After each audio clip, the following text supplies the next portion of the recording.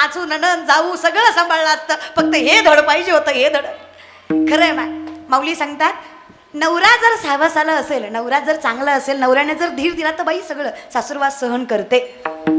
मला सासूनं किती बोलावं, सासऱ्यानं किती बोलावं, जावानं किती बोलावं, नंदीनं येऊन बोलावं, फक्त नवऱ्यानं रात्री म्हणावं नको ग काळजी करू मी आहे ना, बिनधास्तपणे सगळं सहन करते, असं माऊली म्हणतात. म्हणून मी तुम्हाला म्हणते माझ्या बाबा असं माऊली म्हणतात. हे असं आहे, म्हणजे जिथं नवराचं धड नाही तिथं सासूरवास होणारच आहे. माझा नवराचं धड नाही का ज्या जीवावर मी आले, काय करू असं वाटतं.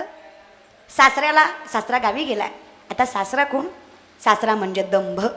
लक्षात घ्या, सासूरभाषण आपण सगळ्याच आहोत, आपण सगळ्याच पारतंत्र्यात आहेत सध्या. इथं लेडीज जेंट्स असं काही नाही, पारतंत्र्यात आहेत आपण सध्या. एक स्वातंत्र्य एक पारतंत्र्य असतं. पुढे बसलेलं बाळ ताट बसा रे, संस्थेतलं इकडे बघा, माझ्याकडे बघा. हां, शाळेत जाता तुम्ही